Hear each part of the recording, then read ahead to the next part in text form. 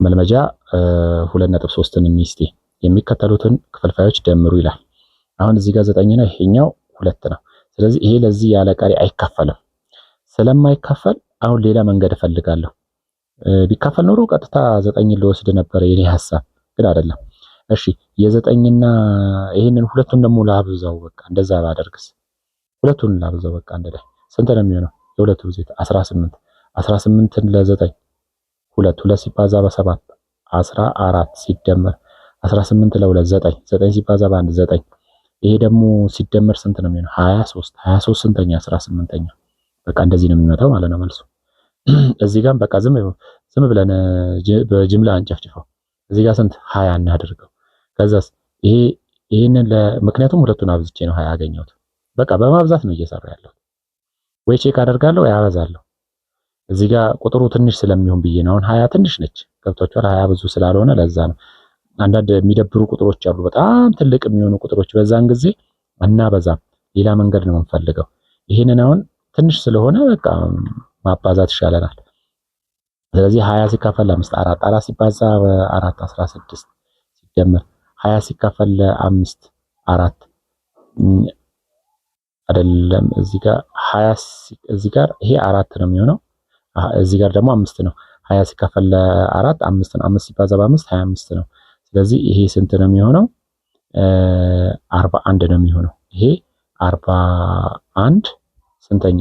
20ኛ ነው የሚሆነው ማለት ነው። ኦኬ ቀጥሎ እዚህ ጋር ያለውን ደግሞ አሁን ይሄንን ትልቁን ለትንሹ ሳካፍል አይሰራም አይደለ? አይችልም። ትልቁን ለትንሹ ሳካፍል አሁን ይሄ አይችልልንም። ስለዚህ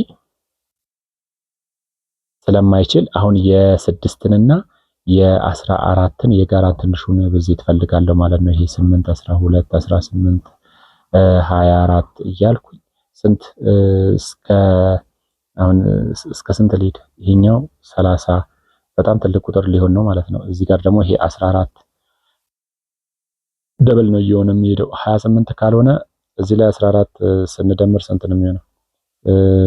እዚህ ጋር 2 44 እዚህ ጋር ስንት ነው የሚሆነው? ይሄ 42። ስለዚህ 42 የ6 ጊዜ ቤት ውስጥ ስላለ ይሄ 42 ነው የሚሆነው ማለት ነው። ይሄ 42 ይሄንን ለዚህ ስናካፍል ስንት ነው የሚሆነው? 42 ለ14 ስናካፍል ስንት ነው የሚሆነው? 3 ነው አይደል የሚሆነው? 3 አሁን 3 ሲባዛ በ8 24።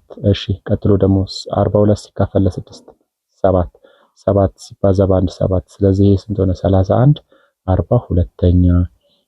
እሺ ይሄኛውስ የጋራ አሁን ይሄንን ትልቁን መጀመሪያ ቼክ የምናደርገው ትልቁ ለትንሹ ይካፈላል።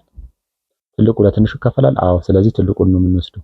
ስንት? 6 6 ለ6 1 5 ይሆናል።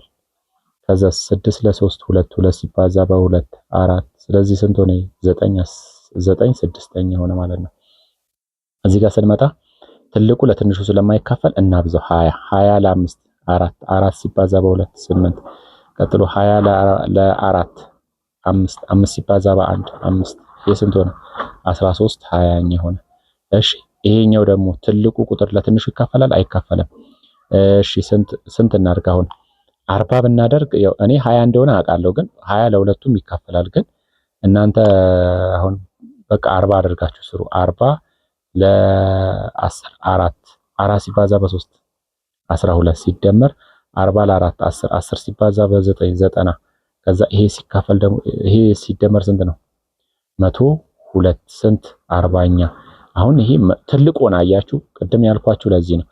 የጋራ ትንሹን ብዜት የማትፈልጉ ከሆነ ቁጥሩ መጨረሻ ላይ ትልቅ ይሆንና ለማቃለል ይከብዳችኋል። አሁን ቢሆን እንዴት ነበረ የሚሻለው? የአራትን ለብቻ እንዴት 4 8 12 16 20 ከዛ እያልን እንደዚህ የአራት የ20ን የ10ን ደግሞ 10 20 30 እያልን እንደዚህ። ስለዚህ 10 እዚህ ጋር 20 20 የሁለቱም ጋር ስላገኘን የጋራ ትንሹ አካፋይ የጋራ ትንሹ ብዜት 20 ነው ብለን ወስደን ቢሆን ኖሮ እንዲህ የሆነ ገገማ ቁጥር አይመጣም ነበር። ስለዚህ ለማንኛውም አሁን ይሄንን ሁለቱንም ለሁለት ያለ ቀሪ ስለሚካፈል ይሄ 51 ይሆናል፣ ይሄ 20 ይሆናል ማለት ነው። ስለዚህ መልሱ ስንት ሆነ ማለት ነው? ምክንያቱም ሁለቱም ለሁለት ለሁለት ስለሚካፈል ማለት ነው። እሺ እዚህ ጋር ስንመጣ ደግሞ 13 ለ3 ስለማይካፈል ዝም ብለን በገገማው እናብዛው ማለት ነው። ስናበዛው 39 ሆነ። 39 ለ13 ደግሞ ይሄ ነው የሚመጣው አይደል ማለት ነው። 3 በ11 ደግሞ 33 ሲደመር ይሄኛውን ለዚህ ስናካፍል ደግሞ 13 ምክንያቱም ቫይስ ቨርሳ ስለሆነ 13 ሲባዛ በ4 40 13 ሲባዛ በስንት በ4 ነው አይደለ? ይሄ 40 እና 12 52 ስለዚህ 52 እና 33 ይሄ 5 ይሄ 8 85 39ኛ 85 39ኛ ይሆናል ማለት ነው። ገብቷችኋል አይደለ? እዚህ ጋር ደግሞ ይሄ ለዚህ ይካፈላል። አዎ ይሄ አሪፍ ሆነልን። አያችሁ ይሄ ለዚህ ስለሚካፈል በቃ የጋራ ትንሹ ብዜት ምናምን ገረመኔ ምናምን ብሎ ነገር የለም። በቃ ዝም ብለን ይሄን እንደዛ ነው የምንሞክረው። ባይሆን ኖሮ በቃ ልናባዛው ነበር። ለምን አንድ የሆነ ስትራቴጂ ቢኖራችሁ ጥሩ ነው። አንድ የሆነ መንገድ ብቻ ብትከተሉ፣ አንድ የሆነ መንገድ ተከተሉ። ትልቁ ለትንሹ ሞክራለሁ፣ ከሆነልኝ ትልቁን ወስዳለሁ፣ ካልሆነልኝ አባዛልና በኋላ ላይ አቃልላለሁ።